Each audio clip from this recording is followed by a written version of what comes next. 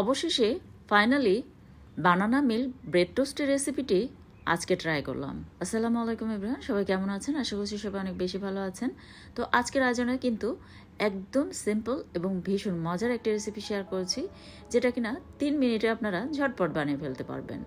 আর এটা সকালে কিংবা বিকেলে নাস্তায় কিংবা বাচ্চাদের টিফিনে কিন্তু পারফেক্ট একটা রেসিপি, আর হেলদিও বটে। তো এরকম সহজ সহজ হেলদি নাস্তার রেসিপিগুলি পেতে চ্যানেলটি সাবস্ক্রাইব করে সাথে থাকুন, আর ভিডিওতে একটা লাইক দিতে ভুলবেন না। আর অবশ্যই পরিবার পরিজনদের মাঝে ভিডিওটি বেশি বেশি শেয়ার করে দেবেন। আর এই বানানা টোস্টের মূল উপকরণই হচ্ছে ব্রেড। তো আমি স্লাইস ব্রেড নিয়েছি, আর এখানে স্লাইস ব্রেড লাগবে 3টি। তো আমি একটি কিন্তু রেখে দেব।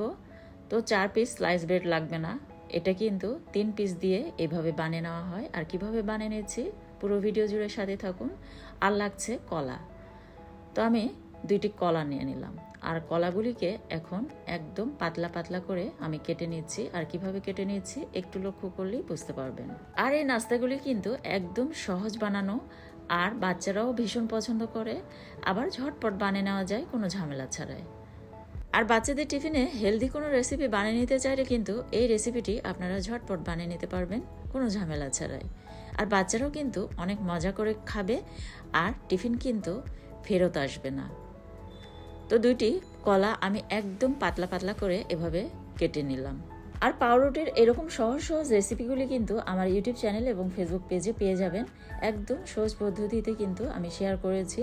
আমি মাঝের মধ্যে কিন্তু এই ব্রেডের রেসিপিগুলি শেয়ার করে থাকি, যেটা কিনা আপনারা সকালে কিংবা বিকেলের নাস্তায় ঝটপট বানিয়ে নিতে পারবেন, আবার চাইলে বাচ্চাদের টিফিনেও।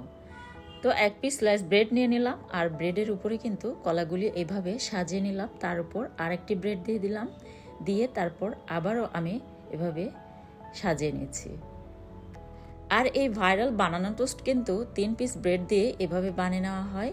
তো আমি কিন্তু 3 পিস ব্রেড দিয়ে এভাবে সাজিয়ে নিয়েছি, দেখতে পাচ্ছেন। তো 3 পিস ব্রেড দিয়ে এভাবে সাজিয়ে নিলাম, নিয়ে এখন চুলে একটা প্যান বসিয়ে দিয়েছি। আর প্যানে 1 টেবিল চামচের মতো বাটার দিয়ে বাটারটাকে মেল্ট করে নিলাম, নিয়ে পাউরুটিটাকে আমি এপাশ ওপাশ সুন্দরভাবে ভেজে নিলাম। নেওয়ার পর আমি এখানে প্রায় 1/3 কাপের মতো আমি লিকুইড মিল্ক অ্যাড করে দিয়েছি। আর এটা কিন্তু আমি পাউডার দুধ পানিতে গুলিয়ে এর সাথে অ্যাড করে নিয়েছি।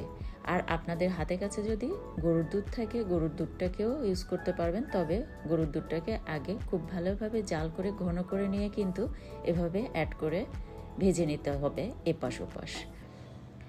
তো আমার ভেজে নেওয়া হয়ে গিয়েছে, আর এটাকে এখন কেটে দেখিয়ে দিচ্ছি ভিতরের সাইডটা।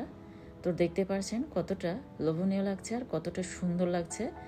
আর এটা দেখতে যতটা সুন্দর, খেতেও কিন্তু ভীষণ মজার। তো এরকম সহজ ও মজাদার ও হেলদি নাস্তার রেসিপিগুলি পেতে চ্যানেলটি সাবস্ক্রাইব করে সাথে থাকুন। আর পরবর্তী রেসিপি দেখার আমন্ত্রণ জানিয়ে আজকের মতো এখানেই বিদায় নিচ্ছি। আর হ্যাঁ, অবশ্যই ভিডিওটি বেশি বেশি শেয়ার করে দেবেন।